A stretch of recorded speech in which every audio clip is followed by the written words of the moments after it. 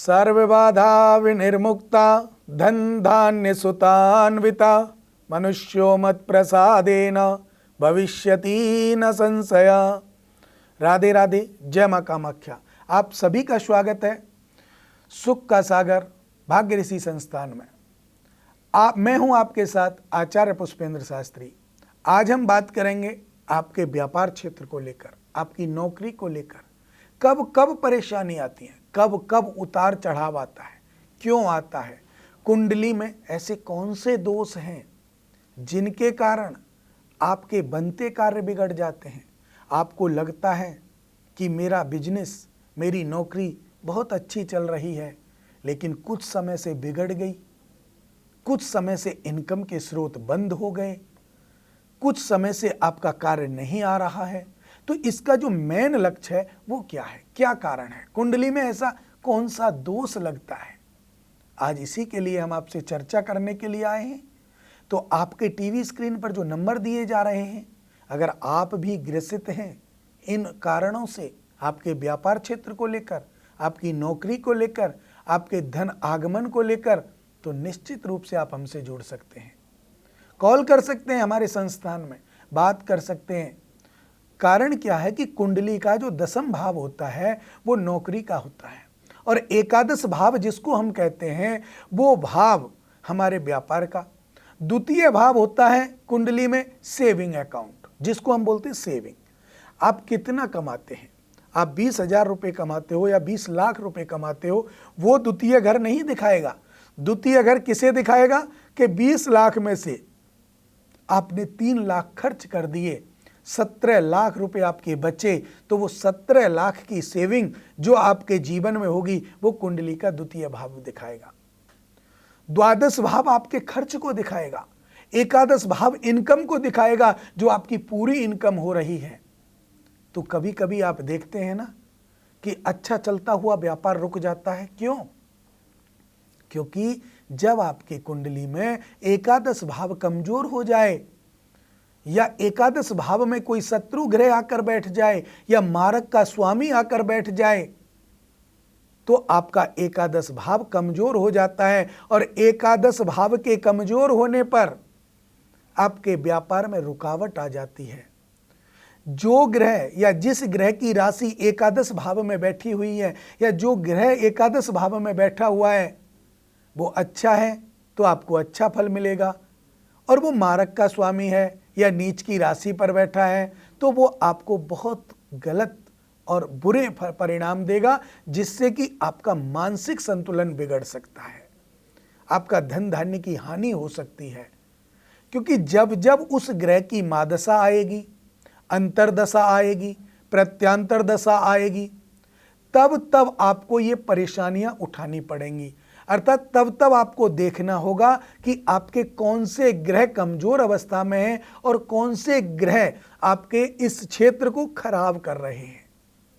काफी समय से अच्छा चलता हुआ व्यापार, अच्छी चलती हुई नौकरी, लेकिन किसी समय के बाद वो खत्म हो जाती है, या लॉस में आ जाती है, या नुकसान पे नुकसान होता है, कर्ज हो जाता है। इसका जो श्रेय जाता है वो मारक के स्वामियों को जाता है। जो कुंडली में मारक घर के स्वामी अगर एकादश भाव में बैठ जाए या नीच के होकर के बैठ जाए, तो निश्चित रूप से आपको कष्टकारी बना देते हैं। अब इसमें विशेषकर आपको ध्यान क्या रखना होता है? आपको ध्यान ये रखना होता है कि इस समय जब आपके व्यापार में गिरावट स्टार्ट हो, आपके व्यापार क्षेत्र में उन्नति दिखती नहीं हो, आपके व्यापार क्षेत्र में अड़चनें आ रही हों, अगर आप नौकरी करते हैं तो उसमें आपका प्रमोशन नहीं होता हो, या आपकी कलह बन गई हो ऑफिस में, तो ऐसे समय पर आप समझ जाइए कि आपके ग्रह दोष कुंडली का आपको परेशान कर रहा है। तो उसके लिए आपको क्या करना है? उसके लिए अच्छे वैदिक आचार्यों से मिलना है, अच्छे ज्योतिषाचार्यों से मिलना है, और फिर आप अपना उपाय करा सकते हैं। अगर आपको ऐसा ढूंढने में दिक्कत आती है, नहीं मिल पाते हैं, तो हमारे इन नंबरों को आप नोट कर लीजिएगा, और इन नंबरों से आप जब चाहें तब कॉल कर सकते हैं और अपने बारे में जान सकते हैं क्यों परेशानी आ रही है। दूसरा कारण व्यापार का या नौकरी का। दूसरा कारण समझ लीजिए कि जब कोई आदमी आपकी उन्नति को देखकर जलने लगता हो, परिवार का हो सकता है, बाहर का हो सकता है, जो आपसे जलता हो, वो किसी तांत्रिक के द्वारा और तंत्र शक्ति के द्वारा आपके कार्यों को बंधित कर देता है, आपके व्यापार क्षेत्र को बंधित कर देता है, आपके हाथ को बांध देता है, तो निश्चित मान लीजिए कि आपका जो व्यापार क्षेत्र है वो रुक जाएगा, क्योंकि वो तांत्रिक शक्ति के द्वारा रुक रहा है। उसके लिए आपको अच्छे वैदिक ब्राह्मण और तांत्रिकों की जरूरत पड़ती है, जिससे कि आप उसका समाधान करें। और अगर समाधान नहीं करेंगे तो आपके जीवन में जो समस्याएं हैं ना, वो बढ़ती चली जाएंगी। जैसे आपने देखा है, कोई आप नया पौधा लेके आते हैं, उस पौधे को आप किसी एक जगह लगा देते हो, उसके बाद में उस पौधे को आपको अच्छा नहीं लगा तो वहां से उखाड़ करके दूसरी जगह लगा सकते हैं, लग जाएगा, कोई परेशानी नहीं आएगी। लेकिन अगर वो पौधा एक जगह बन करके पेड़ हो गया, तो बड़ा पेड़ अगर हो जाएगा तो उसको काटना पड़ता है, और काटने के लिए आपको बहुत प्रयास करना पड़ेगा। यही कारण आपका व्यापार क्षेत्र में है। अगर आपको अपने व्यापार को बढ़ाना है, नौकरी में अच्छे प्रमोशन चाहिए, या अपने कार्य क्षेत्र को सुधारना है, घर में बरकत लगानी है, पैसा रुकता नहीं ऐसा आपके घर में होता है, तो आप 3 चीज अवश्य दिखाएं। एक तो शुद्ध कुंडली का अंकलन कराएं, दूसरा तांत्रिक विद्या से किया हुआ कोई कार्य तो नहीं है, और तीसरा नजर।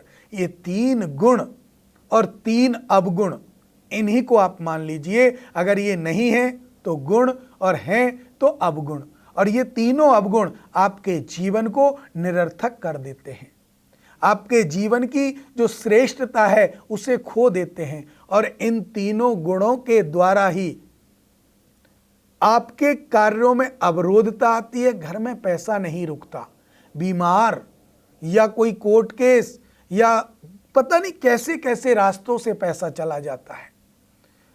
इनकम के स्रोत कम और जाने के स्रोत ज्यादा बन जाते हैं, और परेशानी वही 3 जो मैंने आपको बताई हैं।